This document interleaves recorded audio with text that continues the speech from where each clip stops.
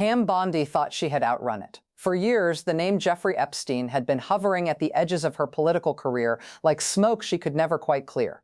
She had survived the questions, she had survived the headlines. She had survived 2 administrations, a Senate confirmation, and the kind of scrutiny that ends most careers before they reach this level. And then, in a congressional hearing room in Washington, a congressman placed a file on the table. And everything Pam Bondi had spent years managing collapsed into a single document she had hoped would never surface publicly like this. This isn't about politics.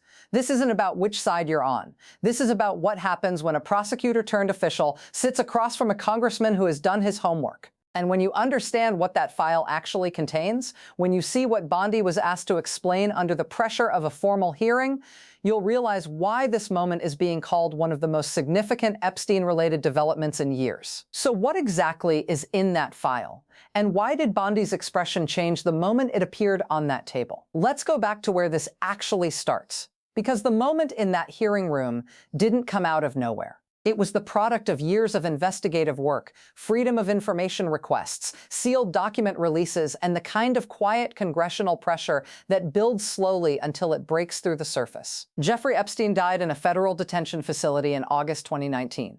The official ruling was suicide. But the questions that followed his death have never fully stopped. Who knew what? Who was protected? Which officials had contact with Epstein's network and declined to pursue charges when they had the chance? These questions have been circulating in legal and political circles for years. And gradually, methodically, investigative threads began pointing in directions that made certain officials very uncomfortable. Pam Bondi was the Attorney General of Florida from 2011 to 2019. She held that office during a period that now sits directly in the center of Epstein-related scrutiny. Because it was during that era that the original federal non-prosecution agreement involving Epstein was being challenged, litigated, and publicly questioned. And Florida's Attorney General office was in a position to have pursued state-level charges. It chose not to. That choice is what brought her into this hearing room. And that file is what made the room go quiet. The congressman who placed the document on the table didn't do it dramatically. There was no theater, no raised voice, just a quiet, deliberate motion. A document produced, an exhibit number assigned, and then a question asked with the calm of someone who already knew the answer. He asked Bondi about a specific communication. A contact between her office and individuals connected to Epstein's legal team during a critical window of time. The kind of contact that, if documented, would raise serious questions about the boundaries between legal advocacy and prosecutorial discretion. Bondi's response was measured. It was the response of someone who had prepared for questions in this area, who knew the terrain, who had answers ready. But measured responses to documented evidence are a different challenge than measured responses to general allegations. Because when a congressman holds up a piece of paper and reads a date, a name, and a communication, the question isn't about your memory anymore. The question is about what the document says. And what this document said was something Bondi's team had not fully anticipated being surfaced in this format, in this room, with these cameras running. Here's what nobody is covering clearly enough.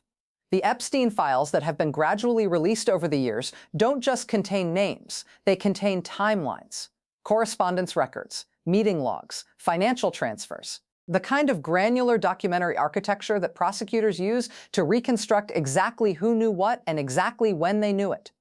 These files have been partially released through civil litigation, through FOIA requests, through court orders in the case brought by Epstein's victims. And congressional investigators have had access to materials that the general public has not yet fully seen. That gap between what investigators have seen and what has been publicly released is exactly the gap that creates moments like this one in a hearing room. When a congressman surfaces something from that gap, when he places it in front of a witness who didn't know that specific document had been obtained, the reaction tells you everything. Bondi's reaction told the room something. Not through what she said. Through the 4 seconds before she said it. Let's talk about what she actually faces here, because the legal and political dimensions are both significant and they pull in different directions.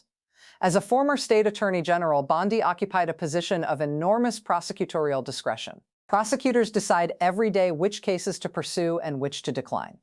That discretion is broad, it is legitimate, and it is legally protected in most circumstances. The fact that Florida declined to pursue additional state charges against Epstein during her tenure does not automatically constitute wrongdoing. Prosecutorial discretion is real, but here's where it gets complicated. Prosecutorial discretion has limits. When the decision not to prosecute can be connected to external pressure, to political relationships, to financial ties between the decision maker and individuals connected to the subject of potential prosecution, the protection of discretion starts to erode. It stops being a judgment call and starts being something that requires explanation. And the file on that table was precisely about one of those connections. The congressman asked about a donation, a contribution to a political committee connected to Bondi's campaign made by a foundation with ties to Epstein's network. The timing of that donation has been publicly noted before. What had not been publicly surfaced before this hearing was the specific internal communication that the congressman now had in his hand. A communication that placed a conversation between Bondi's orbit and Epstein-connected parties in a window that overlapped with a prosecutorial decision. That is not proof of corruption. Let me be very clear about that.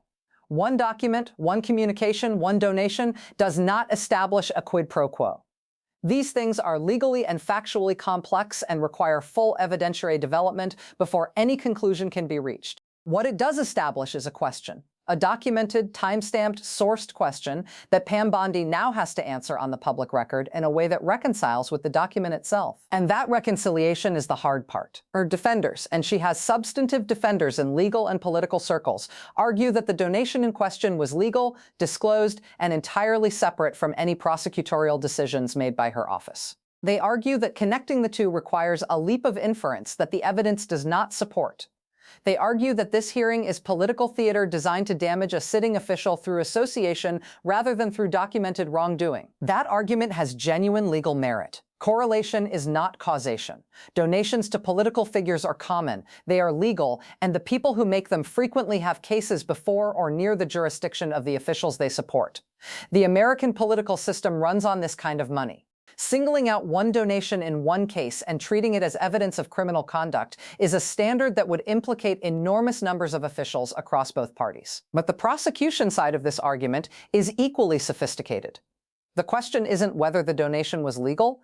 The question is whether the decision not to pursue charges was influenced by the relationship that donation represents. And the way you answer that question is by looking at the communications that surrounded the decision, which is exactly what that file contains. Bondi sat in that chair knowing she was in the middle of a story that doesn't have a clean ending.